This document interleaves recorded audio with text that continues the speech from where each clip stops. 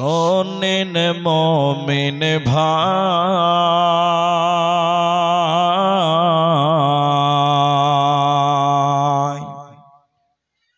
উৎপীড়নে ঈমান বৃদ্ধি, ভয় তো তাদের নাই।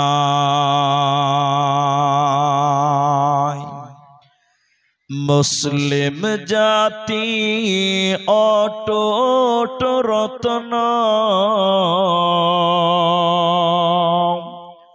শোনেন মুমিন ভাই,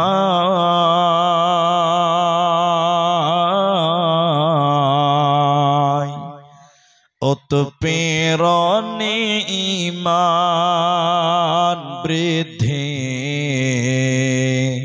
ভয় তো তাদের নাই। মক্কায় এলো জুলুমের ঢেউ,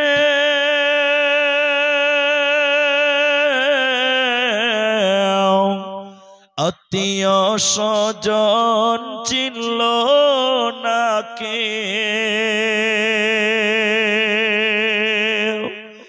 অবশেষে নবী আমার আসলেন মদিনায়,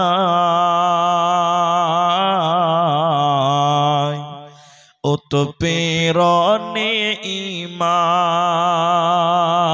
বৃদ্ধি, ভয় তো তাদের নাই। উৎপীড়নে ঈমান বৃদ্ধি, ভয় তো তাদের নাই। আম্মার ইয়াসির সুমাইয়ার কথা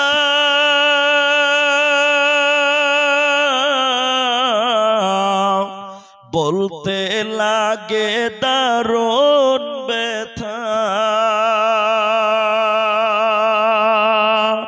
ইমানের প্রেমে পাগল হয়ে আসলেন মদিনায়,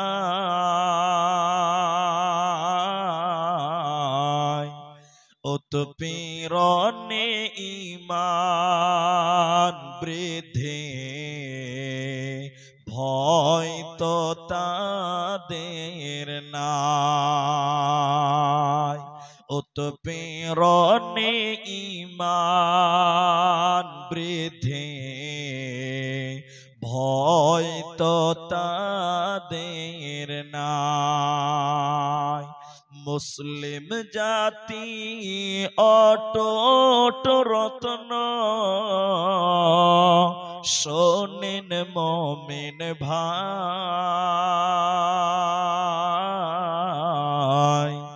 উৎপীড়নে ঈমান বৃদ্ধি, ভয় তো তাদের নাই। উৎপীড়নে ঈমান বৃদ্ধি, ভয় তো তাদের নাই।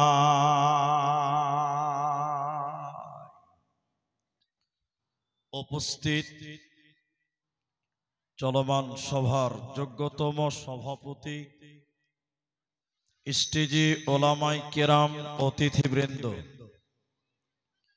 সামনে বসে থাকা দিনদার ইমানদার মুমিন ভাই সকল,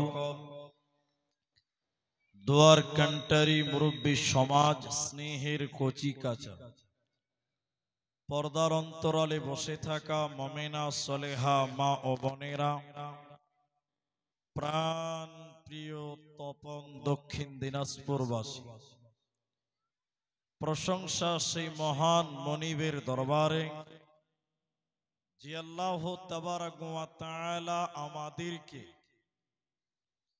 এক মাদ্রাসা কেন্দ্রিক আয়োজিত মাহফিলে বসিয়ে কোরআন এবং হাদিসের আলোচনা করার, আপনাদের শ্রবণ করার যিনি তৌফিক ইনায়াত করেছেন, সেই মহান মনিবের দরবারে শুকরিয়া আদায় করি। আমরা সকলেই একবার বলি আলহামদুলিল্লাহ। দরুদ ও সালাম বর্ষিত হোক শেরকারে কায়নাত তাজদারে মাদানী নবী কুল শিরোমণি ইমামুল আম্বিয়া, নবী মক্কি, নবী মাদানী, নবী আহমদ, নবী মুহাম্মদুর রাসূলুল্লাহ সাল্লাল্লাহু আলাইহি ওয়াসাল্লাম। আল্লাহুম্মা আমিন। আল্লাহুম্মা সাল্লি আলাইহি, আল্লাহুম্মা বারিক আলাইহি। মোহতারাম ভাইও, আজিজ ও বুজুর্গ দোস্ত, আমি কোরআনুল কারীম 3 জায়গা থেকে 3টি আয়াতের টুকরো পাঠ করেছি। উল্লেখিত আয়াতকে কেন্দ্রবিন্দুর মধ্যে রেখে আমি আপনাদের সামনে এক বিষয় কেন্দ্রিক বক্তব্য রাখব। যদি আল্লাহ তৌফিক দেন তো আলাইহি তাওয়াক্কালতু ওয়া ইলাইহি উনীব। তবে আপনাদের সামনে বক্তব্যের বিষয়টি বলার পূর্বে মাত্র 2 মিনিট কয়েকটি কথা বলছি। আপনারা এই কথাগুলোকে মূল্যায়ন করবেন, মেনে নেওয়ার চেষ্টা করবেন, তাহলে আপনারও সুবিধা, আমারও সুবিধা হবে। প্রথম কথা, আপনারা যারা বসেছেন শ্রোতা হিসাবে এসে, আমি আপনাদেরকে কিছু কথা জিজ্ঞাসা করব, আপনারা মুখ খুলে উত্তর দেবেন। একবার সবাই বলুন ইনশাআল্লাহ। বলুন ইনশাআল্লাহ। কথা বলতে হবে। অনেক জায়গার লোক কথা বলে না, যদি কোনো কিছু জিজ্ঞাসা করছি তো মাথার করে হিলাইছে, মুখ খুলে না। এই জন্য আপনারা মুখ খুলে কথা বলবেন। আরেকবার বলুন ইনশাআল্লাহ। মা বোনদেরকে অনুরোধ করব যে আপনারা কানটা খুলে মুখটা বন্ধ করে আপনারা চুপ মেরে শোনেন, আপনাদের বলার প্রয়োজন নাই। আর আপনারা যদি বলেন পুরুষেরা, তাহলে আপনার বুঝতে সুবিধা হবে আর আমার বুঝাতে সুবিধা হবে। আমার আজকের আলোচ্য বিষয় হলো ব্যবহার, চরিত্র, শিষ্টাচার, মানুষের সচ্চরিত্রবান হওয়ার, মানুষের চরিত্র গঠন করার কতটা প্রয়োজন বা দরকার, এই ব্যাপারে সংক্ষিপ্ত বিবরণের চেষ্টা করব। যদি আল্লাহ তৌফিক দেন তো আলাইহি তাওয়াক্কালতু ওয়া ইলাইহি উনীব। আমরা মানুষ একজন মানুষ আল্লাহ তাবারক ওয়া তাআলা আমাদেরকে সৃষ্টির সেরা বলেছেন কোরআনে। আল্লাহ বলছেন কুনতুম খায়রা উম্মাতিন উখরিজাত লিন-নাস, তোমরাই হলে উত্তম মানুষ, উত্তম জাতি। আমরা যদি উত্তম হই তাহলে আমাদের ক্যারেক্টার, আমাদের ব্যবহার, আমাদের চলাফেরা কেমন উত্তম হতে হবে, এ মর্মেও আল্লাহ তাআলা এবং মুহাম্মদুর রাসূলুল্লাহ অগণন জায়গাতে ওসিয়ত করেছেন, সতর্ক করেছেন। আল্লাহ সুবহানাহু ওয়া তাআলার নবী এক জায়গাতে বলছেন, প্রকৃত মুসলিম কে? কাকে প্রকৃত মুসলিম বলা যায়? আপনি নিজে নামাজ পড়েন না, তাও আপনি নিজেকে দাবি করেন যে আমি মুসলমান। আপনি কোনদিন মসজিদে যান না, মদ খান, বিভিন্ন পাপে জর্জরিত, এরপরেও নিজেকে দাবি করেন যে আপনি মুসলিম, আপনি জান্নাতি হবেন। কিন্তু আসলেই প্রকৃত মুসলিম কে? প্রকৃত মুসলিম কাকে বলা যায়? এ ব্যাপারে স্বয়ং নবী মুহাম্মদুর রাসূলুল্লাহ বলুন সাল্লাল্লাহু আলাইহি সাল্লাম তিনি বলেছেন, এক, নবী বললেন, আল মুসলিমু মান সালিমাল মুসলিমুনা মিন লিসানিহি ওয়া ইয়াদি। প্রকৃত মুসলিম সেই যার জবান দ্বারা এবং যার হস্ত দ্বারা, যার হাত দ্বারা, যার জবান দ্বারা অন্য মুসলিম নিরাপদ থাকে, অন্য মানুষ নিরাপদ থাকে, সেই হলো প্রকৃত মুসলিম। জোরে বলুন সুবহানাল্লাহ। তাহলে আপনি জবান দিয়ে মানুষকে কষ্ট দেন, আপনার ব্যবহার এত নোংরা, আপনি আপনার মুখ দিয়ে মানুষকে গালি দেন, আপনার স্ত্রীকে গালি দেন, স্ত্রীকে বংশ তুলে গালি দেন, আপনার প্রতিবেশীকে অকট্য ভাষায় কথা বলেন, গালিগালাজ করেন, তার মানে আপনার মুখ দ্বারা আপনার প্রতিবেশী নিরাপদ, জোরে বলুন, নিরাপদ নয়। তার মানে আপনি মুসলিম, তবে আপনি প্রকৃত মুসলমান নয়। নবীজি এজন্য বলেছেন, তোমাদের ক্যারেক্টার, তোমাদের চরিত্র এত সুন্দর হবে, তোমাদের জবানের দ্বারাই তোমরা জান্নাতি অর্জন করতে পারবে, তোমরা জান্নাতি হতে পারবে। হযরতে মুআজ বিন জাবাল রাদিয়াল্লাহু তাআলা আনহু নবীজির কাছে এসে বললেন, ইয়া রাসূলুল্লাহ, নবী আপনি আমাকে একটি আমল বলে দেন, যে আমলের কারণে আমি জান্নাতে যেতে পারবো।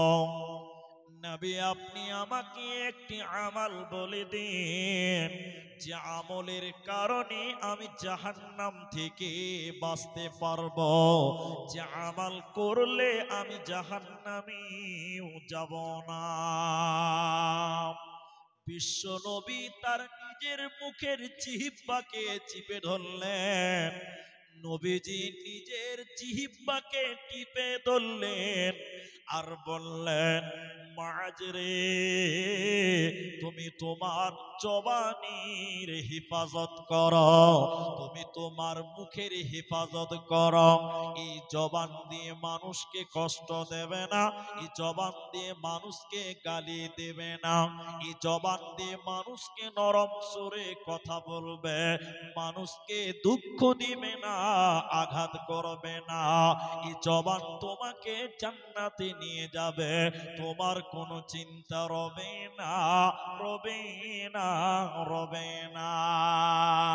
এই জন্য মুসলমান মানুষের সঙ্গে কিভাবে কথা বলবেন, নরম সুরে কথা বলতে হবে। কারণ মুখ দিয়ে যা কিছু আপনি বলেন, যা কিছু মুখ দিয়ে বের করেন, বের করে ফেলে দিলাম, ঝামেলা মিটে গেল, না না না। আল্লাহ তাবারাক ওয়া তাআলা বলেন, মা ইয়ালফিদু মিন কাওলিন ইল্লা লাদাইহি রাকীবুন আতীদ। আল্লাহ তাবারাক ওয়া তাআলা বলেন, হে বান্দা শুনে নাও, তোমার মুখ দিয়ে যা কিছু তুমি বলো, চাই ভালো বলো চাই মন্দ বলো, দুইজন ফেরেশতা তোমার সেই কথাগুলো লিখে রাখে। শুধু তাই নয়, তোমার কথাগুলো রেকর্ড করে রাখে। অতএব তুমি যদি কাউকে কষ্ট দাও, নিন্দা করো, গালি দাও, এই গালিটা আল্লাহর ফেরেশতারা রেকর্ড করে রাখে। তোমার কথাটা কল লিস্টে রেকর্ড করে রাখে। কিয়ামতের দিন এই গালিটা তোমাকে শোনানো হবে, আর তোমাকে বিনিময়ে জাহান্নাম যেতে হবে। তোমার বাঁচার উপায় রবে না, রবে না, রবে না। অতএব মানুষের সঙ্গে বিনয়ের সঙ্গে কথা বলো, জবানের দ্বারা কষ্ট দেবে না।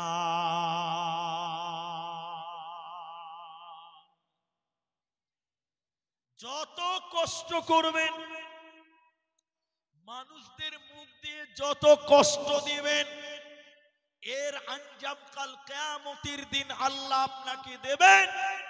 এই জন্য আল্লাহ কোরআনে বলছেন, সূরা বাকারা 2 নম্বর সূরায় আল্লাহ তাআলা বলেন ওয়াকুলু লিন-নাস হুসনা। আল্লাহ সূরা বাকারা বলেন হে মানুষেরা তোমরা কথা বলবে, সুন্দর কথা বলবে, ভালো কথা বলবে, মানুষদের সঙ্গে বিনয়ের সঙ্গে কথা বলবে, মানুষকে ক্ষমা করবে, মানুষকে গালি দিবে না, মানুষকে কষ্ট দিবে না, মানুষকে আঘাত দিয়ে কোনো জবানে কথা বলবে না। কেন? আল্লাহ কোরআনে অন্য জায়গাতে বলেছেন কেন তোমরা দেখতে পাও না তোমাদের নবীকে আল্লাহ কি বলেছেন? তোমরা দেখতে পাও না তোমাদের নবীর ব্যাপারে আল্লাহ কি বলছেন? ফাবিমা রাহমাতিন মিনাল্লাহ। আল্লাহ কোরআনে বলেন, নবীকে আল্লাহ বলেন নবী শোনো, আল্লাহর দয়ায় তোমাকে বিনয়ী আল্লাহ বানিয়েছে, মানে নবীকে বানিয়েছে। কেন? কেন? নবীজি মানুষকে ক্ষমা করতে ভালোবাসতেন, নবীজি প্রতিশোধ নিতেন না, নবীজির ব্যবহার মানুষকে মাফ করা শিখিয়েছে। আল্লাহ বলেন হে নবী, আল্লাহ আমার দয়ায় তুমি অনুগ্রহ হয়েছ, মানুষদের প্রতি তুমি দয়া করেছ। তুমি নবী যদি কঠোর হতে, তুমি যদি মানুষদের প্রতি শক্ত হতে, লোকেরা তোমার সঙ্গী হতো না, সাহাবীরা তোমার সাথী হতো না, তারা তোমাকে ত্যাগ করত, তোমাকে ছেড়ে দিত। অতএব নবী তুমি নরম, আমি আল্লাহর দয়াতে অতএব নবীর উম্মতের দল তোমরাও নরম হয়ে যাও, মানুষকে মাফ করতে শিখে নাও, মানুষের উপরে প্রতিশোধ নেবে না। লম্বা ইতিহাস আপনাদের সামনে তোলে, বিশ্ব নবীর চাচা মারা গেলেন, শুধু তাই নয় ওই বছরে নবীজির বিবি খাদিজা মারা গেল, একই বছরে নবীজির চাচা মারা গেল, শুধু তাই নয় নবীর বিবি খাদিজা মারা গেল। ওই বছরটাকে কষ্টের বছর বলা হয়। মক্কার মুশরিকেরা নবীজিকে আরো অত্যাচার করছে, আরো নির্মমভাবে অত্যাচার করে। নবীজি নিজের জায়গা থেকে প্রায় 80 কিলোমিটার দূরে চলে গেল। মক্কা থেকে 80 কিলোমিটার দূর তায়েফ শহরে নবীজি গেলেন। তায়েফ শহরে গিয়ে কোন এক বংশের 3 জন ব্যক্তির সঙ্গে নবীজি ইসলামের কথা বললেন এবং আশ্রয় চাইলেন। ওরা 3 জন হাসতে হাসতে বলেছিলেন, আল্লাহর কোনো কাজ ছিল না, তোমার মতন পাগলকে আল্লাহ নবী বানাতে যাবে। নবীকে নিয়ে হাসি মজা করতে লাগলো, বলতে লাগলো হয় কাবাকে ভেঙে টুকরো টুকরো করে দেব, তবু নবী তোমাকে নবী বলে মানব না। নবীকে তায়েফবাসীরা আশ্রয় দেয় নাই, নবীকে তাড়িয়ে দিল। নবীর পেছনে পেছনে ওই তায়েফ শহরের যে চাকর চাকরানি ছিল, দাস ছিল, গোলাম ছিল, নবীজির পেছনে লেলিয়ে দিল এবং বাচ্চাদেরকে যুবকদেরকে নবীজির পেছনে লেলিয়ে দিল। তায়েফ শহরে নবীজি গেলেন, নিজের বিবি মারা গেছে, নিজের চাচা মারা গেছে, ভারাক্রান্ত হৃদয় নিয়ে সহ্য করতে না পেরে তায়েফে গেছিল। তায়েফের লোকেরা নবীজিকে অকট্ট ভাবে নির্যাতন করেছিল, পাথর মারতে মারতে নবীজির পায়ে যেন রক্তের ঝর্ণা বইছে, নবীজির পা দিয়ে যেন চুঁয়ে চুঁয়ে রক্ত পড়ছে। আল্লাহর নবী সেদিন দোয়া করেছিলেন আল্লাহর কাছে, সঙ্গে সঙ্গে ফেরেশতারা এসে বলেছিল, ওই পাহাড়ের ফেরেশতাও এসেছিল, এসে বলেছিলেন ইয়া রাসূলুল্লাহ, নবী হে, আপনি যদি চান এই 2 দিকের পাহাড়কে নামিয়ে দিয়ে এই তায়েফ শহরটাকে একদম ধূলিসাৎ করে দেব। নবী তুমি যদি বলো আল্লাহর আদেশে পাহাড়গুলো তায়েফবাসীর উপরে নামিয়ে দেব আর পাহাড়ের পাথর দিয়ে এই তায়েফ শহরটাকে দাবিয়ে দিব, ধ্বংস করে দেব। নবীজি কত উদাসীন, নবীজি কতটা দয়ালু ছিলেন। নবীজির মা মানবিকতা কতটা ছিলেন, নবীজির ব্যবহার কতটা সুন্দর ছিল। নবীজি বললেন, ওরে ফেরেশতা মণ্ডলী শোনো, না না না, এই পাহাড় দিয়ে তায়েফকে ধ্বংস করতে হবে না। আমার আল্লাহর প্রতি বড় আশা আছে, এদের পূর্ববর্তী কেউ, এদের পরবর্তী কেউ আল্লাহকে আল্লাহ বলে মেনে নেবে, আমি নবীকে নবী বলে মেনে নেবে এবং আল্লাহর ইবাদত করবে। অতএব আমি তাদের ক্ষমা করে দিলাম, আমি প্রতিশোধ নিতে পারি না, পারি না, পারি না। অতএব মানুষদেরকে দয়া করো, মানুষদের সঙ্গে ভালো ব্যবহার করো। তুমি যদি জবানের মাধ্যমে মানুষকে কষ্ট দাও, জান্নাতে হবে না, পাবে না, পাবে না। যেই হোক না কেন, জবান দিয়ে মিষ্টি কথা বলো, সুন্দর কথা বলো, ভালো ব্যবহার করো। এখন সমাজে কিছু দুশ্চরিত্র পুরুষ আছে, দুশ্চরিত্র, চরিত্র ভালো নয়, সারাদিন বাইরে থাকবে, আর যখন বাড়িতে আসবে দেখবেন বোর সঙ্গে খালি ঘেচার ম্যাচার ঘেচার ম্যাচার ঘেচার ম্যাচার করে। এরকম পুরুষ মানুষ আছে না? এদিকে মনে হয় নাই, নাই? সারাদিন মাঠে ঘাটে বিন্দাস কথা বলছে, কোনো টেনশন নেই। আর যত রাগ বাড়িতে আসার পর, ওর বউ যদি একটা উল্টা কথা বলে একদম গুষ্টি শুধু গালাগালি করে, করে কি করে না? আছে না? এদিকে নাই? আল্লাহ, একটা লোক কোন ব্যবসাতে কাজ করছে বা দোকানে কাজ করছে, ওর স্ত্রী ফোন করেছে, হ্যালো, ফোন ধরে বলছে, ফোন করার কোনো টাইম টেবিল নাই, জানো না দোকানে আছি, ফোন রাখো। ওর স্ত্রী ফোন করেছে কোনো কাজে, ফোন ধরে বলছে, কাণ্ড জ্ঞান নাই, দোকানে আছে, এখন ফোন করছে, ফোন রাখো। সঙ্গে সঙ্গে স্ত্রী ফোন কেটে দিয়েছে। একটু পরে, বেশি লয়, অল্প টাইম পরে আর খালাতো বোন ফোন করে দিয়েছে, হ্যাঁ বলো কি খবর। তখন মিষ্টি করে নরম করে কথা বলে। এরকম দুশ্চরিত্র পুরুষ কি বলছেন নাই গো? এরা কথা বলে না, জবানের দ্বারাই পরিবারকে কষ্ট দেয়, জবানের দ্বারাই পরিবারের লোকদেরকে কষ্ট দেয়। অথচ রাসূলুল্লাহ বলছেন, তোমরা জবানকে হেফাজত করো, কষ্ট দিও না মুখের দ্বারাতে। দেখবেন হাদিস আপনাকে শুনে, নবীজি বললেন, এদিকে দেখেন, এদিকে দেখেন, এদিকে। নবীজি বললেন, দুই ঠোঁটের মাঝখান, আচ্ছা আপনার এদিকে দেখেন, দুই ঠোঁটের মধ্যে কি আছে? জিহ্বা। দুই ঠোঁটের মাঝখানে কি আছে? জবান, জিহ্বা, মুখ। দুই পায়ের মাঝখান লজ্জাস্থান, দুই পায়ের মধ্যমস্তন লজ্জাস্থান, আর দুই ঠোঁটের মাঝখানের নাম জবান। নবীজি বললেন, কোন মানুষ যদি তার জবান এবং দুই পায়ের মাঝখান লজ্জাস্থান এই দুটির হেফাজতের দায়িত্ব নেয়, আমি বিশ্ব নবী তার জন্য জান্নাতের দায়িত্ব নিলাম। সুবহানাল্লাহ। এই জন্য মুখ জবান দিয়ে ভালো কথা বলেন, মিষ্টি কথা বলেন। জবানে যা ইচ্ছা তা আপনি বলতে পারেন না, যা ইচ্ছা তা আপনি করতে পারেন না। জবান দিয়ে ভালো কথা বলতে হবে, ভালো আচরণ করতে হবে। নবীজি সাল্লাল্লাহু আলাইহি সাল্লামের পরে বলেন, এই হাদিসটা যদি শুনেন কিছু একটু জ্ঞান আপনার বাড়বেই বাড়বে।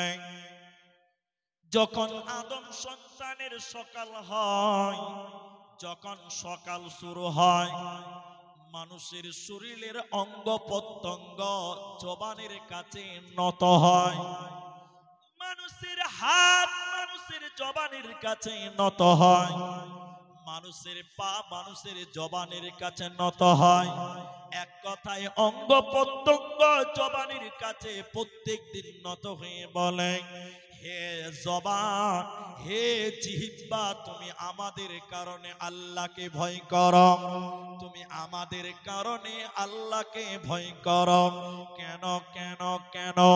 তুমি যদি সহি সালামতে চলো তাহলে আমরা তোমার উপরে নির্ভরশীল, আমরাও সহি সালামতে চলতে পারবো। হে জবান, তুমি যদি বিগড়ে যাও, খারাপ কথা বলো, মুখের দ্বারা যদি নিন্দা করো, মুখের দ্বারা যদি গুনাহ করো, আমরা অঙ্গ প্রত্যঙ্গ গুনাহগার হয়ে যাব। অতএব জবান, তুমি নিজেকে আল্লাহকে ভয় করো, তুমি তোমার জবানকে কন্ট্রোল করো। এই জন্য আল্লাহ তাবারাক ওয়া তাআলা বলেন, মানুষেরা যখন জাহান্নাম যাবে, লোকেরা যখন সাকার নামে জাহান্নাম যাবে, জাহান্নামীরা জান্নাতীরা জাহান্নামীদের ব্যাপারে বলবেন, মা সালাকাকুম ফি সাকর, হে জাহান্নামীরা, তোমরা কেন কেন কেন জাহান্নাম গেলে বলো। হে জাহান্নামীরা, তোমাদের কেন জাহান্নাম দেওয়া হলো তোমরা বলো। জাহান্নামীরা কেঁদে কেঁদে চারখানা কারণ বলবে কোরআন। ওই চারটার ভিতরে 3 নাম্বার কারণ শুনে নাও। জাহান্নামীরা বলবে, ও জান্নাতি ভাইরা, আমরা কেন জাহান্নাম গেলাম তোমরা শুনে নাও। ওয়াকুন্না নাখুদু মাআল খাইদিন, আমরা অনর্থক বকবক করেছিলাম, অনর্থক বেফালতু কথাবার্তা বলেছিলাম, আমরা মুখ দিয়ে বেফালতু কথা বলেছিলাম, আমরা গীবাত করেছিলাম, পরনিন্দা করেছিলাম। অতএব যারা গীবাত করবে, অতএব যারা পরনিন্দা করবে, ওদেরকে আল্লাহ জাহান্নাম দেবে, ওরা সাকার নামে জাহান্নাম যাবে, ওরা জান্নাতে যাবে না, পাবে না, পাবে না। এই জন্য জবানকে কন্ট্রোল করো, নচেত বাঁচার উপায় রবে না, রবে না, রবে না।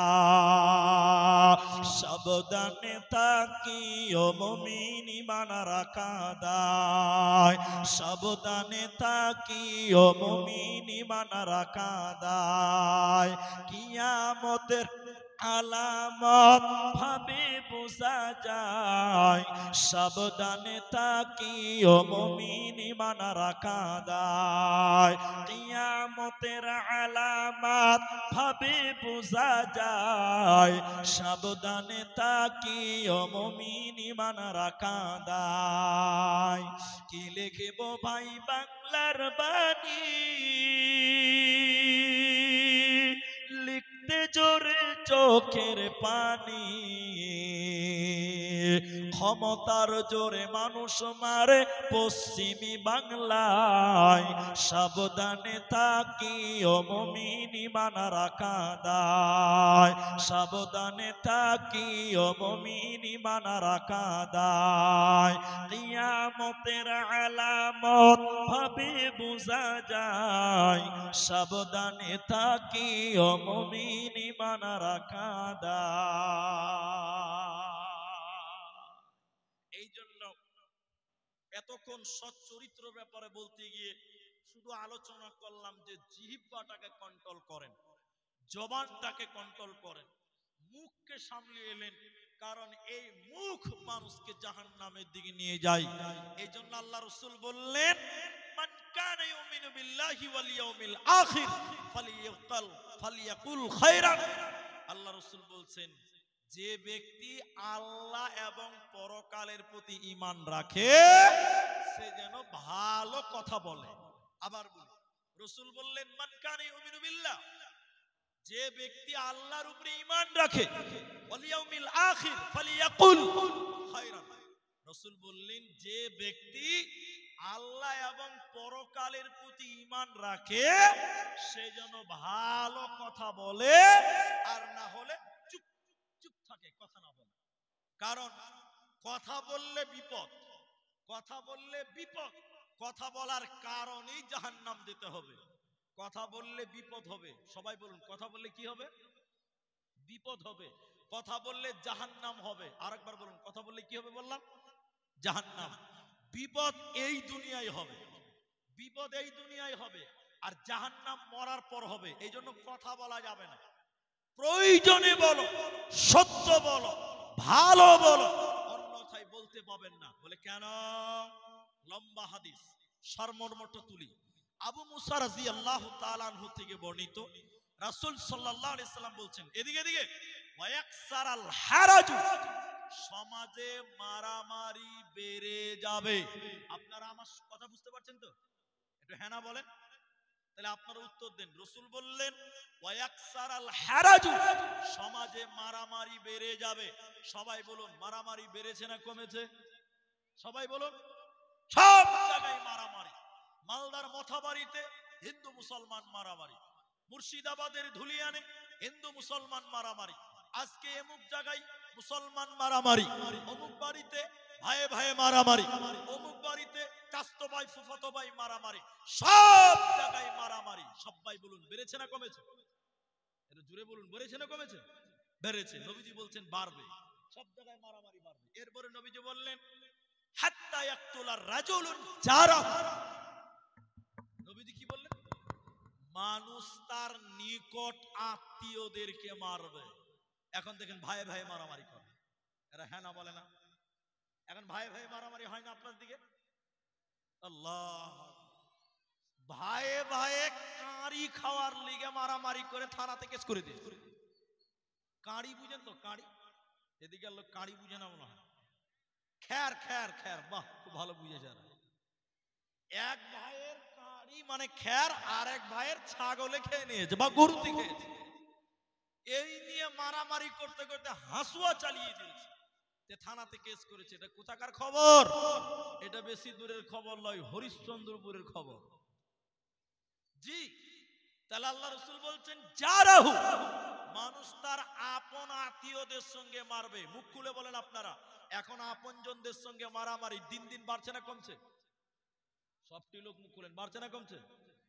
এরপরে রাসূল বললেন অফিরায়াতিন আবাহু, মানুষ তার বাবাকেও হত্যা করবে। এখন বাপ বেটাতে মারামারি করছে, সেদিকে মনে হয় না এরা কথা বলে না। বাপ বেটাতে মারামারি করে না গো। আল্লাহু আকবার, আল্লাহর কসম করে আপনাকে বলছি শুনেন, বৌমা এবং ছেলে মিলে বাপকে মারছে। বৌমা এবং ছেলে, নিজের জন্মদাতা ছেলে, এই ছেলে এবং তার স্ত্রী মিলে বাপকে মারতে মারতে বাড়ি থেকে বের করে দিচ্ছে। এমন চিত্র এখন ঘটছে। কি বলছেন? হ্যাঁ না বলবেন না? ঘটছে। নবীজি বলছেন অফিরায়াতিন আবাহু, মানুষ তার বাপকে হত্যা করবে, ও মেরেই ফেলবে। এ তো মারছে, মেরেই ফেলবে। আবু মুসা বলছেন, বলেন কি আল্লাহর নবী, বলেন কি? মানুষ তার বাপকে মারবে, মানুষের জ্ঞান থাকবে না? মানুষের বিবেক থাকবে না? মানুষের মধ্যে হিতাহিত জ্ঞান থাকবে না? আল্লাহ রাসূল বলছেন লা, থাকবে না। আল্লাহ রাসূল বলছেন লা, থাকবে না। তুনদাও আকতার যালিকা জামান, প্রায় মানুষের বিবেক তুলে নেওয়া হবে, আরে জ্ঞান সম্পন্ন মানুষই থাকবে না। আবু মুসা বলছেন আল্লাহর নবী, ওই জামানাটা যদি আমি পাই তাহলে কি করব? এখনো বুঝতে পারেননি। এখন এটা আপনাদের প্রশ্ন। আব্দুর রহমান ভাই, ওই জামানা যদি আমরা পেয়ে যাই এত মারামারি, তাহলে আমি তখন কি করব? রাসূল তিন চারটা কথা বলেছেন, আমি তিন চারটা বলবো না, একটা বলবো। তার মধ্যে নবীজি একটা বলেন, এদিকে এদিকে এদিকে, নবীজি বললেন জবান বন্ধ করো। কি করতে হবে? এতটি লোক কথা বলে না, জবান বন্ধ, মুখ বন্ধ। আরে মুখ খুললেই ফাঁসি হবে, মুখ খুললেই চলে যেতে হবে, মুখ খুললেই গুলি করে মারবে আপনাকে। এই জন্য রাসূল বলছেন চুপ, মুখ বন্ধ করো, মুখ বন্ধ করো, মুখ বন্ধ করো। নবীজি বললেন বেশি কথা বলা যাবে না।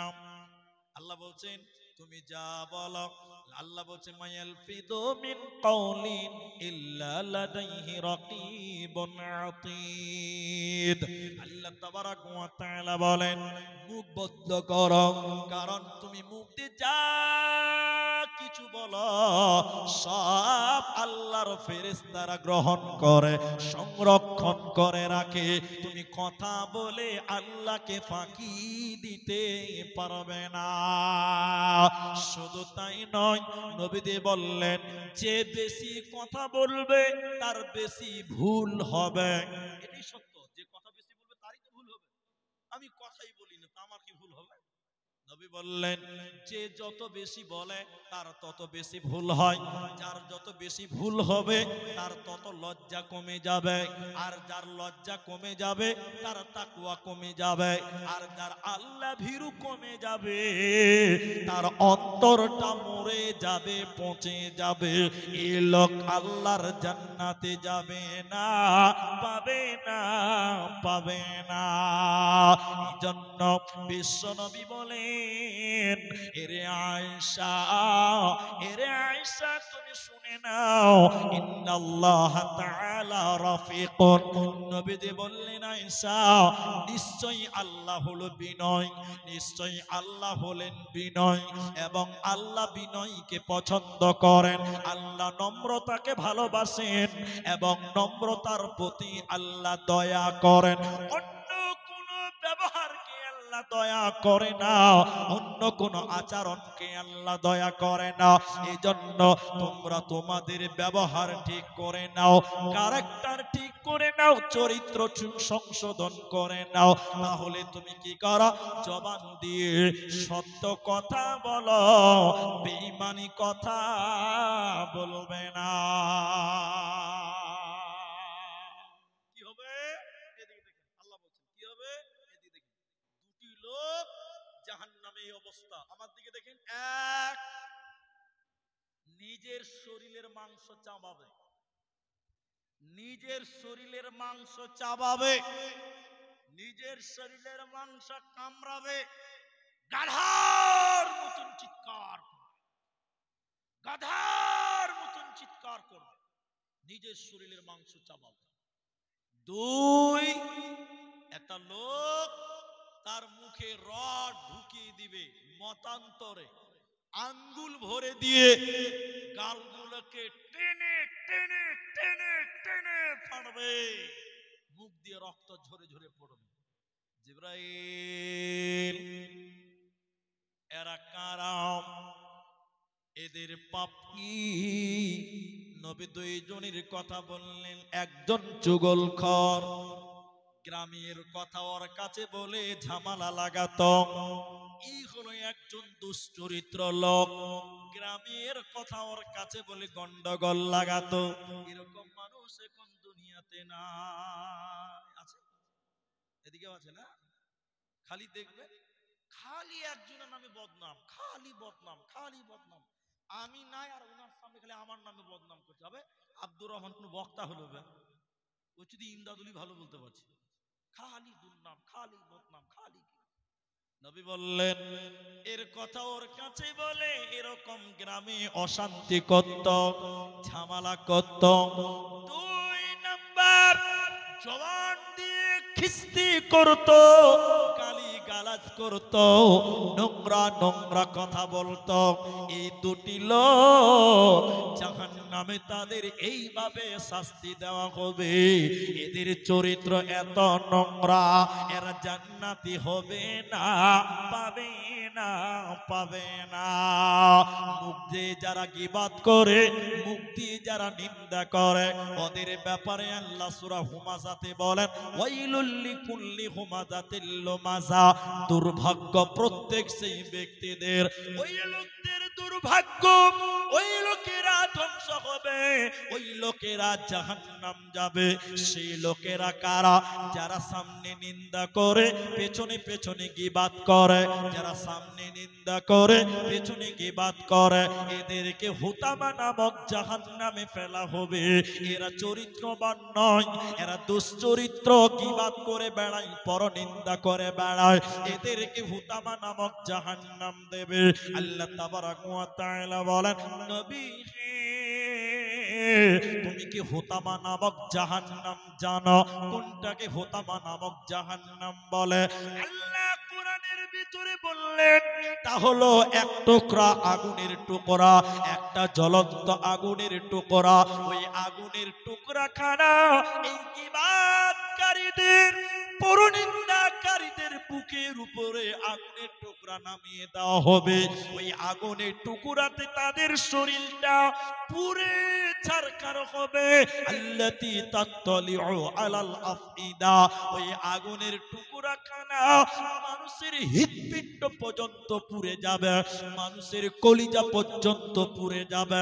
অতএব যারা মুখকে কন্ট্রোল করে না, যারা জবানকে কন্ট্রোল করে না, যারা চরিত্রকে পরিবর্তন করে না, মুখের দ্বারা গালি দেয়, মুখের দ্বারা মিথ্যা কথা বলে, এদেরকে এদের বুকের উপরে আগুনের টুকরা ফেলা হবে। এরা জান্নাতে পাবে না, দেবে না, মিলবে না। এরপরে দেখেন, তাহলে আপনি কি বলবেন? আল্লাহ রাসূল বলছেন, তুমি তোমার চরিত্র ভালো করো। চরিত্র ভালো প্রমাণ হবে কি করে? তোমার বিবি যদি তোমাকে ভালো বলে তুমি ভালো। এদিকে দেখেন, এদিকে। আমি আব্দুর রহমান গোটা পশ্চিমবঙ্গ, বিহার, ঝাড়খণ্ড, আসাম, মেঘালয় জলসা করি। আমি আপনাদের কাছে বিরাট বড় বক্তা, বিরাট ভালো মানুষ। আসলেই যে আমি কি মানুষ এটা বলতে পারবে আমার স্ত্রী। ঠিক বললাম না? নাই বলে আমার চরিত্র কেমন, আমার ব্যবহার কেমন, সবচেয়ে বেশি বলতে পারবে আমার নিজের স্ত্রী। ঠিক কিনা? জোরে বলে। আপনি আমার স্ত্রী যদি আমার ওয়াজ 1 ঘন্টা বসে শুনে, তাহলে বুঝবো যে আমার স্ত্রী আমার ভক্ত আছে। কিন্তু বক্তার বউ বক্তার জলসা শুনে? জোরে বলে। আমার স্ত্রীকে বলছি তুই 5 মিনিট জলসা শুন, 500 টাকা দিব। তোমার ওয়াজ আবার কে শুনে? লোক খাপাতাই শুনছে, আমি শুনি। হ্যাঁ, তাহলে আমি কত ভালো মানুষ সেটা সবচেয়ে বেশি প্রমাণ দিতে পারে আমার স্ত্রী। ঠিক না? নাই বলে। আপনি কথাই কথাই মানুষকে কষ্ট দেন, কথাই কথাই দুঃখ দেন। আল্লাহ কোরআনে বলছেন, সূরা আহজাব, আল্লাহ কোরআনে বলছেন, ইয়া আইয়ুহাল্লাযীনা আমানুত্তাকুল্লাহ ওয়া কুলু কওলান সাদীদা। আল্লাহ তাবারক ওয়া তাআলা বলেন, হে ঈমানদারেরা, আল্লাহকে ভয় করো। আর কি করো? তুমি তোমার জবান দিয়ে মিষ্টি মিষ্টি সত্য কথা বলো। তুমি সত্য কথা বলো, মিষ্টি করে সত্য কথা বলো, মিথ্যা কথা বলবে না। সুচরিত্রবান লোক মুখের দ্বারা মিথ্যা কথা বলতে পারে, কিন্তু 3 জায়গাতে মিথ্যা কথা বলা যায়। সবাই বলুন কয় জায়গাতে? এরা বলে না কথা। 3 জায়গাতে। যেমন স্বামী স্ত্রীতে মহব্বতে মিথ্যা কথা বলা যায়। স্বামী স্ত্রীতে বলে গভীর নয়, হালকা, স্ত্রীকে খুশি করাবার লিগে হালকা মিথ্যা কথা বলা। কেমন? এটা একটু বলে দিই, অসুবিধা আছে আপনাদের?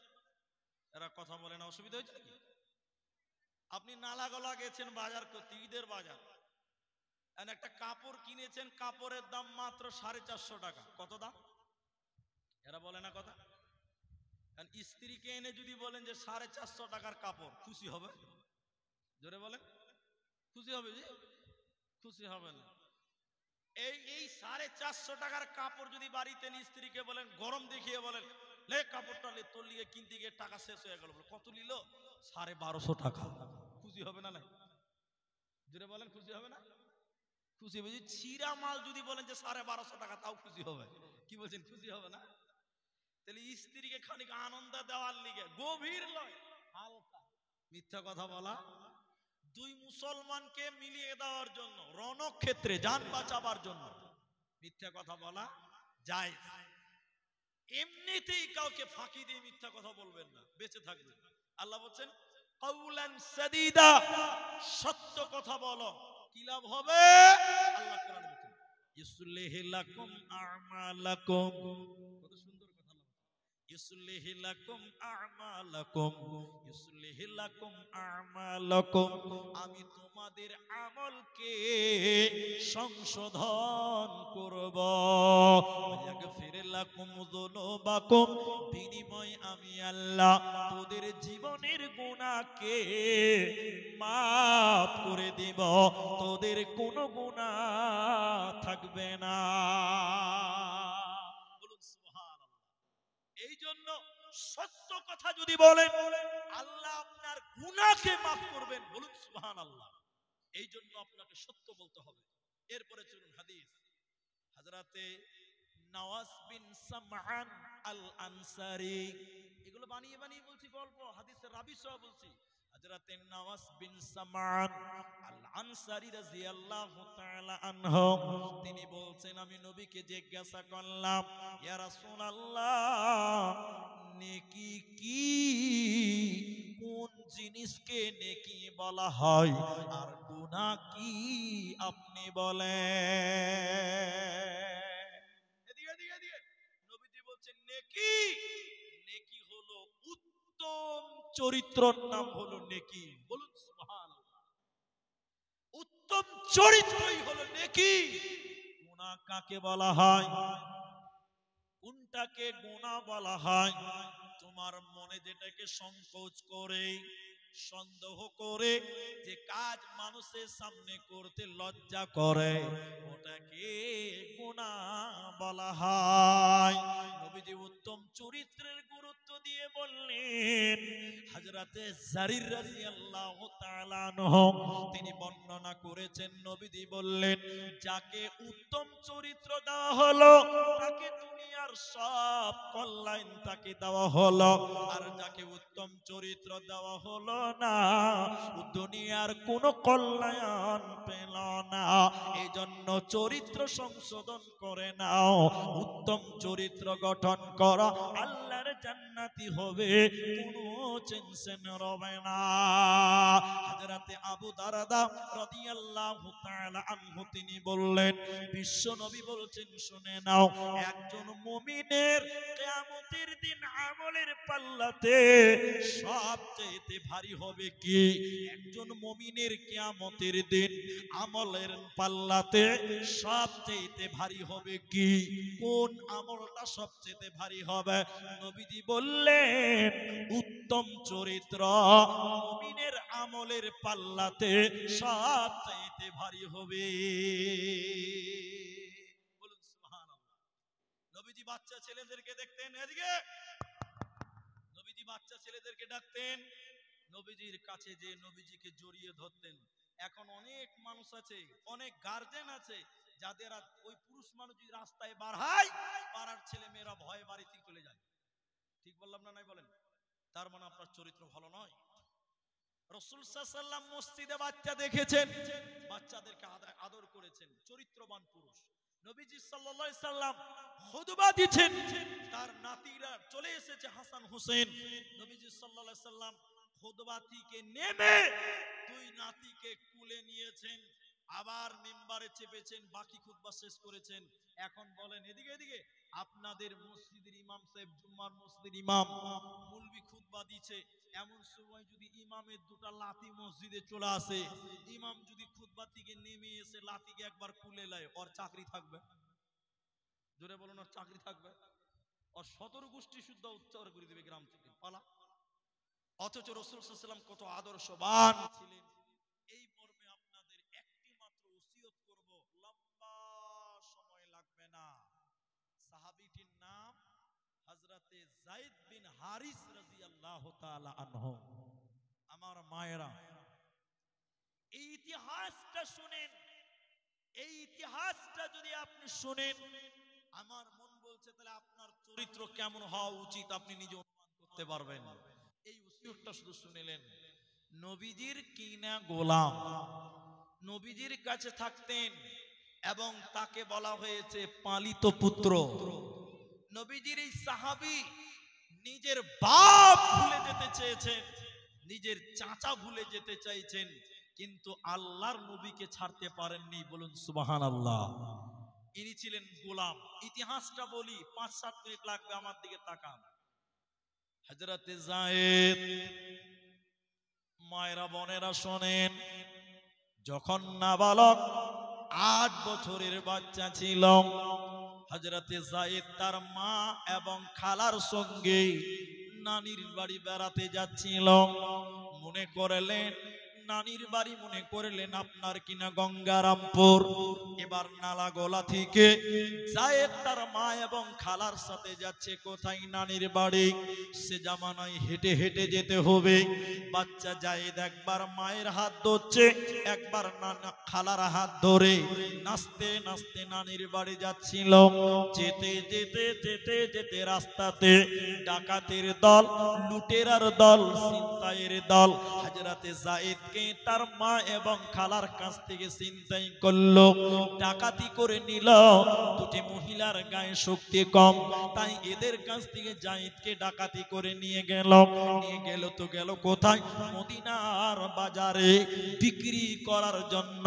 সে জামানায় গোলাম বিক্রি হতো, মানুষ বিক্রি হতো। হযরতে যায়েদকে ডাকাতের দলেরা বিক্রি করার জন্য বাজারে দাঁড়িয়ে আছে। এই যায়েদকে কিনবে কে? এই যায়েদকে কিনতে এসেছে কে? না, রাসূলের প্রথম বিবি আম্মা জান খাদিজা রাদিয়াল্লাহু তাআলা আনহার ভাতিজা। সে যখন যায়েদকে দেখলো, যায়েদকে দেখে তার ভালো লেগে গেছে। আহারে এত সুন্দর বাচ্চা। সে যখন কিনছে মনে মনে চিন্তা করলো, আমার ফুফু খাদিজা তার স্বামী নাই, একাই সে থাকে, এই বাচ্চাটাকে আমার খাদিজা ফুফুর কাছে দিব, ফুফুর সঙ্গে সে সময় পার করবে। এই নিয়তে যায়েদকে কিনে নিল। ডাকাতের কাছ থেকে যায়েদ চলে গেল খাদিজার কাছে। এবার খাদিজার কাছে থাকতে থাকতে থাকতে থাকতে বড় হচ্ছে।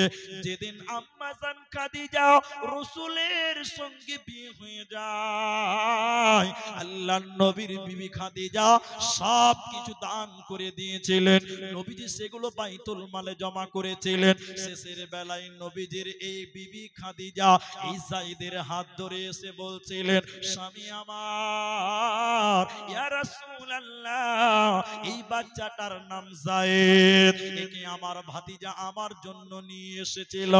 নবী গো, স্বামী আমার, এই যায়েদকে আজকে আমি আপনাকে দিয়ে দিলাম। কখনো উজুর পানি আনতে হবে, কখনো জুতো সোজা করতে হবে, কখনো আপনার কাজে কামে লেগে যাবে।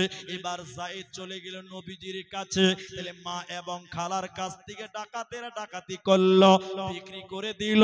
খাদিজার কাছে গেল, এবার নবীজির কাছে। নবীজির কাছে লালিত পালিত হচ্ছে। যায়েদের গ্রামের দুটি লোক হজ করতে এসেছিল মক্কাতে। হজ করতে এসে যায়েদকে দেখে চিনা চিনা লাগছে, অমুকের বেটার মতন লাগছে, যেটা হারিয়ে গেছে। এবারে দুটি লোক গ্রামে যে যায়েদের বাপকে বলছে, ও যায়েদের আব্বা, আর তোমাকে কাঁদতে হবে না, তোমার যায়েদকে আমি মক্কাতে নবী মুহাম্মাদের কাছে দেখলাম। হযরতে যায়েদের বাপ পাগলের মতন হয়ে গেছিলেন। যায়েদের বাপ হলো, কিছু মাল নিল এবং যায়েদের চাচাকে সঙ্গে নিয়ে নবীজির কাছে এসে বললেন, ইয়া রাসূলুল্লাহ, আপনি এতিমের কষ্ট বুঝেন, বিধবার কষ্ট বুঝেন, গরিবের কষ্ট বুঝেন। নবী আমার, এই যে মাল নিয়ে এসেছি, এই মালগুলো আপনি নিন, আর আমার বেটা হযরতে যায়েদকে আমার কাছে ফিরিয়ে দেন। নবীজি বললেন, কি বলছো বলো? এবার যায়েদের বাপ কাঁদতে কাঁদতে বলেছিলেন, ইয়া রাসূলুল্লাহ, ইয়া হাবিবাল্লাহ, নবী গো, আপনার কাছে যে বাচ্চাটা মানুষ হচ্ছে, ওই বাচ্চাটার বাপ আমি, ওটা আমার বেটা, ওর নাম ছিল যায়েদ, আর আমার পাশে যিনি দাঁড়িয়ে আছে ইনি তার চাচা। নবী গো, কিছু মাল এনেছি, মালগুলো নিয়ে নেন, আর আমাদের বেটা, আমার ছেলেকে আমার কুলে ফিরিয়ে দেন। নবীজি বললেন, না না না, এইভাবে বাচ্চা ফিরিয়ে দেব না। নবীজি বললেন, যায়েদ রে, কোথায় আছো যায়েদ? যায়েদ লাব্বাইক দিয়ে চলে এলো। এবার নবীজি বললেন, যায়েদ রে, এদেরকে তুমি দেখো, তুমি তাদের চিনতে পারো নাকি? যায়েদ যখন তার বাপের দিকে তাকিয়েছে, বাপের মুখ দেখে যায়েদ চিনতে পেরে কাঁদতে লেগে গেছে। কাঁদতে কাঁদতে বললেন, ইয়া রাসূলুল্লাহ, এটাই আমার বাপ, পার্শ্বে যিনি দাঁড়িয়ে আছে তিনি হলেন আমার চাচা। নবীজি বললেন, যায়েদ তোমার কোথাও ভুল হচ্ছে না তো? কারণ তুমি তো একবার ধোঁকায় পড়ে বিক্রি হয়ে গেছো, এরা তোমাদেরকে ধোঁকা দিচ্ছে না তো? যায়েদ কাঁদতে কাঁদতে বলছেন, ইয়া রাসূলুল্লাহ, আমার চোখ আমাকে ফাঁকি দেয়নি। যিনি দাঁড়িয়ে আছে ইনি আমার বাবা, পার্শ্বে যিনি আছে তিনি আমার চাচা। নবীজি বললেন, যায়েদ রে, তুমি আমার কাছে অনেক দিন মানুষ হলে, অনেক দিন থাকলে, তবে আজকে তোমাকে আমি স্বাধীনতা দিলাম। তোমার মন চাইলে বাপ চাচার সঙ্গে চলে যাও, মন চাইলে তুমি আমার কাছে থেকে যাও। আমি তোমাকে আদেশও করব না, আমি তোমাকে নিষেধও করব না। কারণ আমি যদি তোমাকে বলি তোমায় চলে যাও, তোমাকে যেতেই হবে, থাকলে তোমার ঈমান থাকবে না। আমি যদি বলি যায়েদ তুই থেকে যা, আর তুমি যদি অমান্য করে চলে যাও, তাহলে নবীর আদেশ অমান্য হবে, তোমার ঈমান থাকবে না। যায়েদ মন চাইলে থেকে যাও, মন চাইলে চলে যাও। যায়েদ একবার আব্বার দিকে তাকাচ্ছে, অঝর নয়নে কাঁদছে, একবার চাচার দিকে তাকাচ্ছে, অঝর নয়নে কাঁদছে। এরপরে যখন নবীজির দিকে তাকালেন, রাসূলের দিকে তাকালেন, থাকতে না পেরে নবীজির গলা জড়িয়ে হুড়মুড়িয়ে কাঁদতে কাঁদতে কাঁদতে কাঁদতে বলেছিলেন, ইয়া রাসূলুল্লাহ, আব্বা ভুলে যাব, চাচা ভুলে যাব, আপনাকে ভুলতে পারবো না। পৃথিবীতে এত দামি জায়গা কেউ কোনোদিন পায়নি। নবী আপনি আপনার কাছ থেকে আমাকে তাড়ায়েন না। নবীজি যায়েদকে বুকে টেনে জড়িয়ে নিয়ে বলেছিলেন, যায়েদ রে, তুমি আমার বেটার জায়গা দখল করলে, আমার কোনো বেটা নাই, আজ থেকে তুমি আমার বেটা হয়ে গেলে। এজন্য মুহাদ্দিসগণ যায়েদকে রাসূলের পুত্র পালক পুত্র বলেছে। তাহলে নবীজির ব্যবহার, নবীজির ক্যারেক্টার, নবীজির আদর্শ কত সুন্দর। গোলাম বাবা মা ছেড়ে দিবে, নবী ছাড়তে পারে না, পারে না, পারে না। তোমার মতন দয়ার নবী আর পাবো না, তোমার মতন প্রিয় নবী আর পাবো না, তোমার মতন প্রিয় নবী আর পাবো না। দেখা দিও ও গো নবী, চুপে যায় না, তোমার মতন দয়ার নবী আর পাবো না, তোমার মতন প্রিয় রাসূল আর পাবো না। তাহলে গোলাম বাপ মা ছেড়ে দিবে, রাসূলকে ছাড়তে পারবে না। একবার বলুন সুবহানাল্লাহ। আর আপনার আপনার বাড়িতে 10 দিন হলো একটা লেবার কাজ করে, কি করছেন আপনি বলুন তো? রাজমিস্ত্রি কাজ করাচ্ছেন, বাড়ি বানাচ্ছেন, মিস্ত্রি আরম্ভ করেছে 10 দিন হয়েছে, মুখ খুললেন কদিন হয়েছে? যখন সকাল 10টা বাজে, এই রোদ, কঠোর রোদ, চেয়ার নিয়ে আপনি বসছেন কোথায় জানেন? যেখানে মিস্ত্রি কাজ করতে, ওখানে বসছেন। কেন বসছেন? কি উদ্দেশ্য? উদ্দেশ্য পরিষ্কার, লেবার যেন ফাঁকি দিতে না পারে, এটা হলো আপনার উদ্দেশ্য। আমি ঠিক বললাম তো? এরপরও 45 ডিগ্রি তাপ, 45 ডিগ্রি তাপ সহ্য করা যাচ্ছে না। লেবার বারবার খালি মুখ মুছছে, আর বেশি লয়, এই 8 ঘন্টা ডিউটিতে 3 বার পেশাব করতে গেছে। কবার? বলেন বলেন। বাড়ির মালিক মিস্ত্রিকে বলছে, লেবার চেঞ্জ করো, খুব ফাঁকিবাজ। কবার পেশাব করেছে বললাম? 3 বার। তাতেই বলছে লেবার চেঞ্জ করো। তাহলে আপনার মানুষের প্রতি দয়া আছে? রাসূলের কাছে আনাস 10 বছর থেকেছে, 10 বছর। ক বছর বললাম? 10 বছর। হযরত আনাস বলছেন, বিশ্ব নবী আমাকে কোনোদিন ধমক দিয়ে কথা বলে নাই। বলুন সুবহানাল্লাহ। আর আপনি আপনি আপনি দিন রাত লেবারকে বকেন, দিন রাত কষ্ট দেন। আমার বাড়িতে কাজ চলছে দুতলাতে, আমি নিচের তালা ফ্যানের তলে থাকতে পারছি না, পিঠ ঘেমে যাচ্ছে। অথচ লেবার সারা দিন ইট নিয়ে যাচ্ছে 3 তালাতে। আমি নিচতলাতে ফ্যানের তলে ঘুমাতে পারি না, অথচ লেবার গরিবের বাচ্চা তিনতলা ইট নিয়ে উঠছে, বালু নিয়ে নামছে, উঠছে। আপনি কেমন মহাজন, আপনি দুপুর বেলায় নিজে নেমে এসে পানি নিয়ে যান, ঠান্ডা জল দেন, চা দেন, লেবারকে বলেন এই বস আধ ঘন্টা রেস্ট নে তারপরে কাজ করবি। আপনার লেবার দেখবেন সন্ধ্যার পরেও আধা ঘন্টা পরে বাড়ি যাবে। ঠিক বললাম না? বলেন। আর আপনি যদি বলেন এত পেশাব করতে কেনে যাবে, তাহলে ঘুরি থেকে 3 মিনিট আগে কাজ ছাড়বে। ঠিক বললাম না? বলেন। আর আপনি যদি আধা ঘন্টা দুপুর টাইমে রহম করেন, দেখবেন মাগরিবের আজান হবে তাও বলছে খানিক মশলা করেই যায়, ফাঁকি দিবে না। ঠিক বললাম না? বলেন। হযরত আনাস একদিন দুদিন নয়, নবীজির খিদমতে 10 বছর ছিলেন। হযরত আনাসের সাক্ষী গ্রহণ করেন, তিনি বলছেন নবীজি আমাকে কোনোদিন ধমক দিয়ে কোনো কথা বলে নাই। বলুন সুবহানাল্লাহ। এইজন্য আল্লাহ বলেন লাকাদ কানা লাকুম ফি রাসূলিল্লাহি উসওয়াতুন হাসানাহ, মুহাম্মাদুর রাসূলুল্লাহ সাল্লাল্লাহু আলাইহি সাল্লাম তোমাদের জন্য উসওয়ায়ে হাসানা, উত্তম আদর্শ। বলুন সুবহানাল্লাহ। এইজন্য নবীজিকে আদর্শ রূপে গ্রহণ করুন। নবীজির মতন শিষ্টাচার, নবীজির মতন আখলাক আপনার ভিতরে আনেন। চলেন হাদিস শোনাই উত্তম ব্যবহারের গুরুত্ব কত।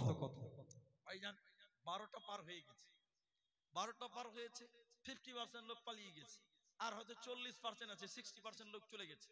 যারা রাস্তাঘাটে আছে তারাও চলে যাবে। আমি আরো 2-4টা হাদিস বলবো আপনাদের সামনে। আপনারা যদি পালিয়ে যান তাহলে এটা একটা মাদ্রাসার জালসা, তাহলে এই মাদ্রাসা জালসাওয়ালারা মরে যাবে। কারণ এটা আদায়ের জালসা, আপনারা শুনে এসেছেন, জেনে এসেছেন। আপনারা তার মানে এই নয় যে আপনার পকেটে ভরে আমি টাকা নিব, ওটা আমি পারি না। কিন্তু এটা একটা মাদ্রাসা জালসা। আর আপনারা জানেন মহিলা মাদ্রাসায় ছেলেদের মাদ্রাসার চাইতেও খরচটা বেশি হয়। এটা হয়তো আপনারা জানেন। ছেলেদের চাইতে মেয়েদের খরচ কম না বেশি? এখনকার মেয়েদের বেশি না? আল্লাহু আকবার। ওদের ব্যাগে খালি ময়দা যে কত ভরা থাকছে তো আল্লাহ মাহবুব জানে, যেটা আর বললাম না। এখন কিছু কিছু শহরে গ্যারেজ তৈরি হয়েছে, গ্যারেজ গ্যারেজ মহিলা গ্যারেজ। চিনেন তো? চিনেন না মনে হয়। একবার ঢুকবে 5,000 টাকা লাগবে। আমার 4 চাকা যদি শোরুমে ঢুকে তাও 5,000 টাকা লাগবে না। আর মহিলা গ্যারেজ এমন এমন হয়েছে, ওই গ্যারেজে মহিলা ঢুকলেই 5,000 বেতন। ওই গ্যারেজটার নাম কি বলেন তো? Beauty parlour. এটা হলো মহিলা গ্যারেজ, ঢুকলেই 5,000 টাকা। যার বেটি ঢুকেছে সে বুঝে জ্বালা কত। তো শোনেন, মেয়েদের খরচটা বেশি। শুধু আমি 3-4টা হাদিস বলবো, এটা মাদ্রাসার জালসা। আপনারা একটু বসেন, বসবো বলুন ইনশাআল্লাহ। পানি আছে গো, ওগুলো কিনা পানি আছে? আর বোতলের পানি আর আছে? কলের পানি আনিয়েন না। আচ্ছা আপনারা এদিকে তাকান, আমরা আধা ঘন্টা টাইম আছি, বলুন ইনশাআল্লাহ। এরা ইনশাআল্লাহ বলে না। ইনশাআল্লাহ বলেন। ইনশাআল্লাহ আধা ঘন্টা টাইম বসে। আর যদি একটা একটা করে পালিয়ে যান তাহলে শেষ। এদিকে শুনেন, আগেকার যারা বক্তা ছিল আমরা দেখেছি শুনেছি, এরকম বক্তব্য রাখতো। এদিকে দেখেন, এদিকে কানে ধরে চোখ বন্ধ করে ওয়াজ করতো। দেখেছেন আপনারা? এরা মনে হয় দেখেনি, দেখেননি আপনারা? আগেকার মুলবিরা কানে ধরে ওয়াজ করতো, দেখেননি? এটা আমার শোনা কথা বলছে, আমি দেখেছি, তারপরে শোনা কথা বলছে। এক বক্তা স্টেজে উঠেছে, তার কানে হাত ধরেছে, চোখ বন্ধ করেছে, ভাইরা আমার, ভাইরা আমার। 40 মিনিট পরে চোখ খুলে দেখছে সামনে কেউ নাই, একজন বসে আছে, সব পালিয়ে গেছে, একজন বসে আছে। আচ্ছা বলেন বক্তা খুশি হবে না রাখবে? খুশি হবে। সব পালিয়ে গেছে, বক্তার মেজাজ খুব খারাপ। তারপরেও বক্তা খুশি আছে যে একজন তো বসে আছে। বক্তা এবার দোয়া করছে, জাযাকাল্লাহ হাইয়াকাল্লাহ বারাকাল্লাহ খায়রুল্লাহি খায়রুল্লাহ। তুই কত ভালো মানুষ ভাই, সবাই পালিয়ে গেছে, তুই একলাই বসে আছিস, আল্লাহ তোকে জান্নাত দিক। তোর মতন ভালো মানুষ এলাকাতে কেউ নেই। যে বসে আছো গাল চুলকাতে চুলকাতে বলছে, বলবি সাহেব আমি মাইক ম্যান, তুমি ছাড়ো না, আমি পালাইতেও পারি না। তো ওই রকম যদি অবস্থা হয় তাহলে তো সর্বনাশ। আমরা মাদ্রাসার বানাতের জালসাতে এসেছি ভাই, আধা ঘন্টা টাইম, অনলি 30 মিনিট। আপনারা ঘড়িতে গেলেন, 30 মিনিট টাইম যদি আপনি বসেন, ইনশাআল্লাহ আমাদের বক্তব্য গুটিয়ে নিতে পারবো। আমরা বসবো, বলুন ইনশাআল্লাহ। হযরতে আয়েশা রাদিয়াল্লাহু তাআলা আনহা বলেন, সামি'তু রাসূলুল্লাহি সাল্লাল্লাহু আলাইহি ওয়াসাল্লাম। আয়েশা বলছেন আমি নবীকে বলতে শুনেছি। কি শুনেছো আয়েশা? কি শুনেছেন? আম্মা জান আয়েশা বলেন, কিয়ামতের দিন মুমিন লোক, মুমিন লোক, একটা লোক সারা রাত নফল নামাজ পড়ে এবং সারা দিন নফল রোজা রাখে, এই সারা রাত নফল রোজা করে যে নেকি পাবে, একজন মুমিন লোক উত্তম ব্যবহার দিয়ে একই নেকি কিয়ামতের দিন পাবে। বলুন সুবহানাল্লাহ।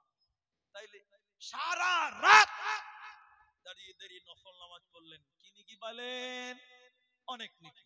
আল্লাহ রাসূল বলেন তোমার চরিত্র যদি ভালো হয়, সারা রাত নফল নামাজ পড়ে যে নেকি পাবে, চরিত্র সংশোধন করার কারণে তুমিও একই নেকি আল্লাহ তোমাকে দিবে। বলুন আরেকবার সুবহানাল্লাহ।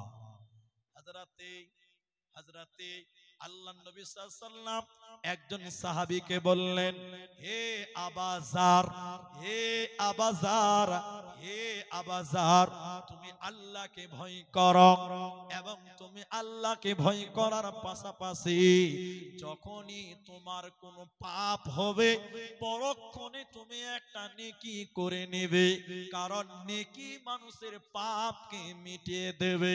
এরপর নবী বললেন, আবাজার, তুমি যেখানেই থাকো মানুষদের সঙ্গে সুন্দর ব্যবহার করে উত্তম চরিত্র দিয়ে মানুষের সঙ্গে মিলে মিশে থাকবে। অতএব উত্তম চরিত্রের মাধ্যমে জাতি ধর্ম বয়স বর্ণ মিলে মিশে তোমাকে চলতে হবে। শুধু তাই নয়, তোমার বাপ যদি মুশরিক হয়, ওই মুশরিক বাপের সঙ্গে তুমি ভালো ব্যবহার করো, উত্তম ব্যবহার করো, উত্তম চরিত্রবান আদর্শ গঠন করো, তাহলে তুমি পরকালে কামিয়াব হবে।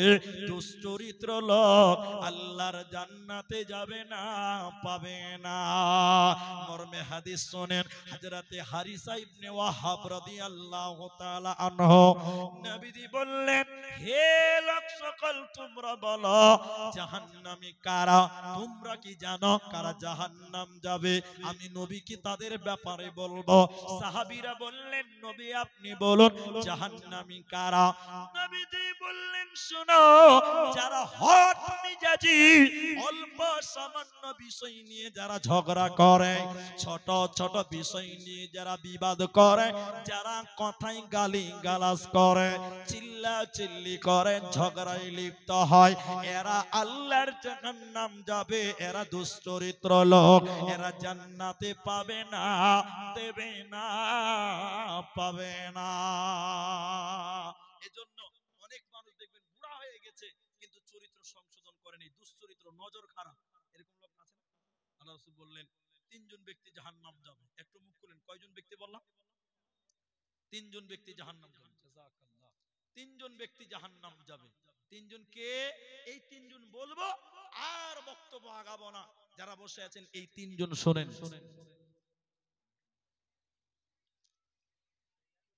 তিনজন ব্যক্তি আল্লাহর জাহান্নাম যাবে, জান্নাত যাবে না। এক, দুশ্চরিত্র বয়স্ক মানুষ। এক কথায় বয়স হয়ে গেছে কিন্তু চরিত্র সংশোধন করে নাই। চরিত্র কি করে নাই বললাম? এখন অনেক বুড়া মানুষ আছে, এদিকে দেখেন, রাগ করবেন না, যারা বুড়া মানুষ আছেন আমি মাপ চেয়ে নিয়েছি আগে। অনেক বুড়া মানুষ আছে দেখবেন, সুন্দরী মেয়ে দেখবে তখন চশমার ভিতরে টেঁড়া করে তাকিয়ে তাকিয়ে দেখে। দুশ্চরিত্র, নজর খারাপ, ক্যারেক্টার খারাপ, আছে না নাই বলেন? এরা বলে নাই? আল্লাহ রাসূল বলছেন, শাইখুন জানিব, বয়স্ক ব্যভিচারকারী আল্লাহর জাহান্নাম যাবে। দুই, মিথ্যাবাদী নেতা। এখনকার নেতাদের চরিত্র ভালো না খারাপ? এরা মুখ খুলে না, ভালো না খারাপ? যখন পঞ্চায়েতের ভোট আসে তখন বলছে আমার ভাইয়ের চরিত্র ফুলের মতন পবিত্র, বলে কি বলে না? এরা হ্যাঁ না বলে না? নেতার পেছনে স্লোগান দিচ্ছে আমার ভাইয়ের চরিত্র ফুলের মতন পবিত্র, ও শালা নামাজ পড়ে না এক ওয়াক্ত, ঠিক আছে না নাই? ঠিক বলে না নাই? এক ওয়াক্ত নামাজ পড়ে না, অথচ বলছে ফুলের মতন পবিত্র, এর চরিত্র ভালো? সবাই বলেন বর্তমান নেতাদের চরিত্র ভালো? নবীজি বলছেন জাহান্নাম যাবে। হযরতে কাব হাদিস বলতে গেলে অনেকক্ষণ লাগবে। কাব বিন আজরা রাদিয়াল্লাহু তাআলা আনহু তিনি বলছেন তাদের ভিতরে মরা মানুষের আত্মার চাইতেও খারাপ। বলুন নাউজুবিল্লাহ। তখন যারা মানুষের সামনে কথা বলে হিকমতের সঙ্গে, মানুষ থেকে আলাদা হবে, কথার সঙ্গে কাজের কোনো মিল থাকবে না। বর্তমান নেতাদের কথার সঙ্গে কাজের কোনো মিল পাওয়া যায় না। 3 নম্বর বললেন অহংকারী গরিব। গরিব অহংকারকারী আল্লাহর জাহান্নাম যাবে, আল্লাহর জান্নাতে যাবে না। বক্তব্য সারমর্ম করতে করতে করতে করতে এই উত্তম ব্যবহার করার ব্যাপারে বলতে গিয়ে জবানের কথা অনেকক্ষণ বলেছি। এই আয়াতটা না বললে মনে হচ্ছে বক্তব্য শেষ করতে পারছি না। আজকে দুনিয়াতে মুখ দিয়ে কথা বলছেন, বললেন শেষ কথা ঝামেলা। আল্লাহ বলছেন জি না, এটা শেষ নয়। আল্লাহ বলছেন এই মুখকে কিয়ামতের দিন মোহর মারা হবে। সূরা ইয়াসিনে আল্লাহ বলেন আল ইয়াউমা নাখতিমু আলা আফওয়াহিহিম, মুখ দিয়ে মানুষকে গালি দিয়েছেন, কষ্ট দিয়েছেন, নিন্দা করেছেন, এই মুখকে আল্লাহ মোহর মারবে। ওয়াতুকাল্লিমুনা আইদিহিম, মানুষের হাত কথা বলবে, মানে মুখটাকে বন্ধ করে দিবে, মোহর মেরে দিবে, সেলাই করে দেবে। ওয়াতুকাল্লিমুনা আইদিহিম, মানুষের হাত তখন আল্লাহর সামনে বলবে আল্লাহ আমার হাত দিয়ে সুদের টাকা গুনেছিল, ঘুষের টাকা গুনেছিল, জুয়ার টাকা গুনেছিল, গরিবকে থাপ্পড় মেরেছিল। ওয়াতাশহাদু আরদুলুহুম, পা তখন হাতের পক্ষে সাক্ষী দেবে। পা বলবে আল্লাহ তোমার এই হাত যা বলেছে সব সত্য কথা বলেছে, আল্লাহ হাত যা বলেছে সব সত্য, অতএব আল্লাহ আমার সাক্ষীকে গ্রহণ করে না। অতএব মুখ দিয়ে যা ইচ্ছা তা বলা যাবে না। এই মুখ আপনার বিপক্ষে যাবে, এই হাত আপনার বিপক্ষে যাবে, এই পা আপনার বিপক্ষে যাবে। এই জন্য চরিত্র গঠন করুন, আদর্শবান হয়ে চলার চেষ্টা করুন। আল্লাহ তাবারাক ওয়া তাআলা আমাদের সুন্দরভাবে নবীজির আদর্শ আমাদেরকে যেন লালন করার তৌফিক দান করেন। আমরা বলি আল্লাহুম্মা আমিন। ভাইজান আধা ঘন্টা টাইম চেয়েছিলাম, আধা ঘন্টার মধ্যে মোটামুটি কম বেশি 17 মানে 8-9 মিনিট টাইম হয়ে গেছে। আরো কিছু টাইম আপনাদের সামনে বাকি আছে। পরিশেষে আমি বলতে চাই এই যে মহিলা মাদ্রাসা আমার এমদাদুল ভাইকে অনেকে দিয়েছেন, অনেকে দেননি।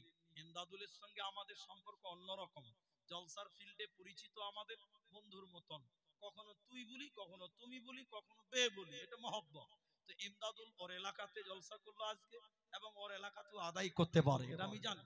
আমি আপনাদের মেহমান হয়ে আপনাদের এই মাদ্রাসার জন্য যেটি মানুষ আছেন, আমি বেশি লম্বা করব না, আমি একটু দোয়া করব। তো দোয়া করার পূর্বে আপনাদের এই মাদ্রাসার জন্য একটু শুধু হাত বাড়াবো।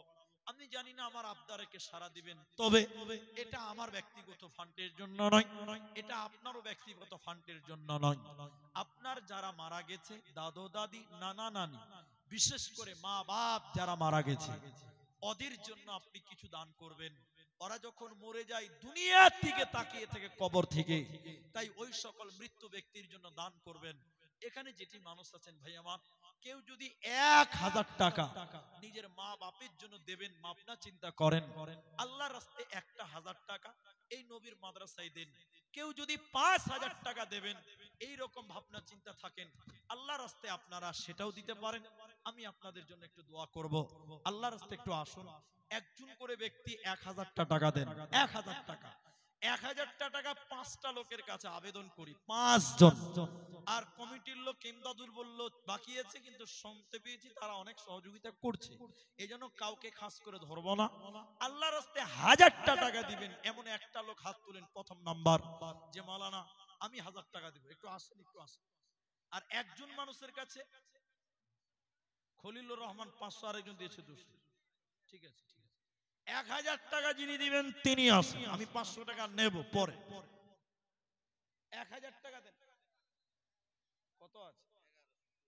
টুটুল 1100 টাকা, টুটুল নূর মোহাম্মদ, মাশাআল্লাহ মাশাআল্লাহ, 10 বস্তা সিমেন্ট টুটুল আর 1100 টাকা। নূর মোহাম্মদ ভাই 2 নম্বর 1000 টাকা। 5টা লোক 1000 টাকা দেন, 5টা লোক 1000 টাকা, দুজন হলো। আর একটা লোক বলেন 3 নম্বর 1000 টাকা। মাশাআল্লাহ, কি নাম বাবু?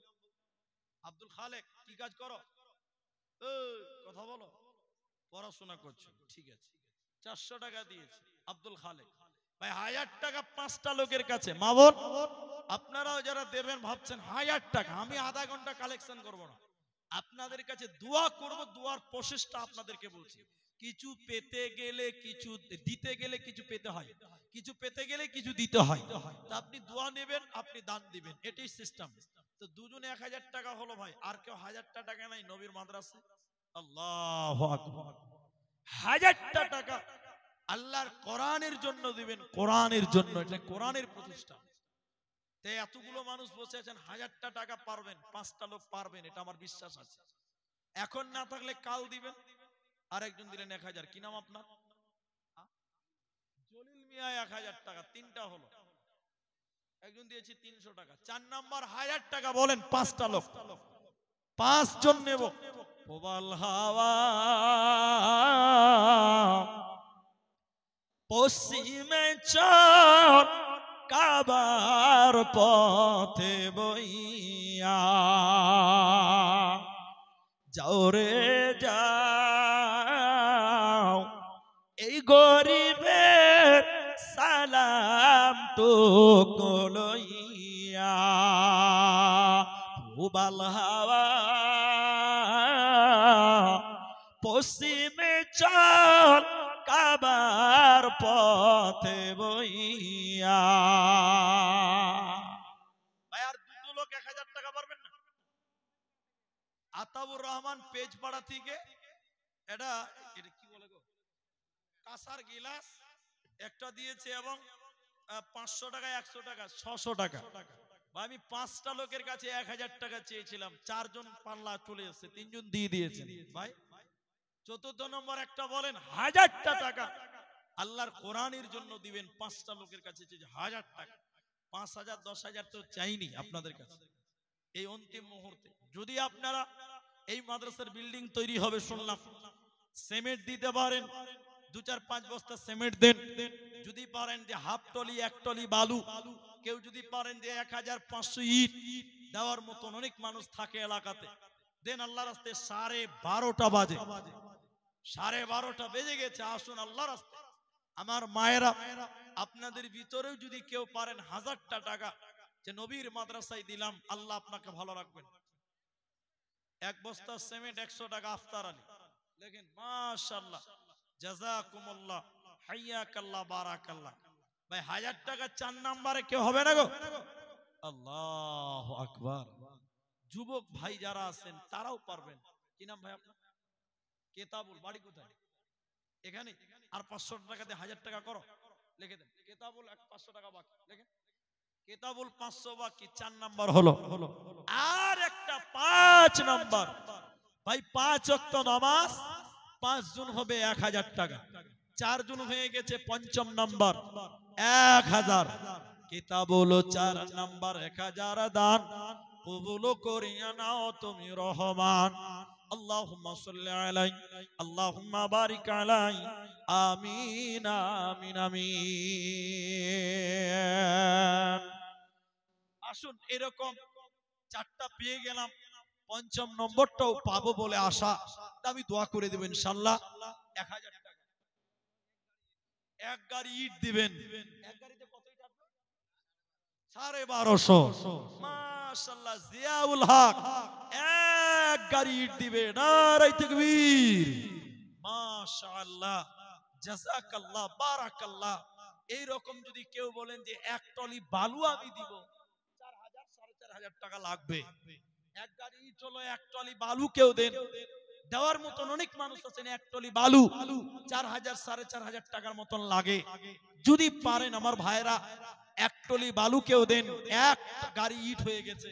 জিয়াউল ভাই, জিয়াউল নামে আমার 1 টলি ইট আল্লাহ মাদ্রাসা বানাতে, এই দান কবুল করো তুমি দয়ামতে। যে আশাতে যে নিয়তে করিয়াছে দান, উদ্দেশ্য পূরণ করো তুমি মেহেরবান। আরো 100 দিল মাদ্রাসা লাগিয়া, এই দান কবুল করো তুমি প্রকাশিয়া। আমিন আমিন আমিন। আর কেউ নাই গো? আল্লাহু আকবার। যদি আপনারা এক এক বেশ সিমেন্ট পারেন সেটাও লেখেন। আর বলেছি যে 1000 টাকা 5 জন করতাম, বড় আশা ছিল। 4 জন হয়ে গেছে, একটা লোক বাকি থাকবে। এলাকার মানুষ একটা আর পারবেন 5 ওয়াক্ত নামাজ পূর্ণ করতে, একজন বাকি। 1000 টাকায় একজন বাকি, 5 ওয়াক্ত পূরণ হবে। আল্লাহর বান্দা যদি পারেন দেন। আমি শেষের বেলায় দুয়ার পূর্ব মুহূর্তে আপনাদের কাছে এইটুকু আবেদন রাখি, আমার মায়েরা, আপনারা অনেক দান করেছেন, অনেক আগে দিয়ে চলে গেছেন, অনেকে আছেন যে শেষের বেলায় দেব। যদি আপনাদের কাছে 10-5 টাকা থাকে শেষবারের মতন দেন। আর এখানে যদি মানুষ আছেন, আমি আপনাদের 5 জনের কাছে আবেদন করেছিলাম, যাক আমার আবেদন পূর্ণ হয়নি, 4 জন ব্যক্তি দিয়েছেন, একটা বাকি থাকলো। দেখি যদি কেউ শেষ পর্যন্ত দেন, এখন না পারলে পরেই দিবেন, শুধু নামটা বলবেন যে মুলবি সাহেব 1000 টাকা আমি দিব।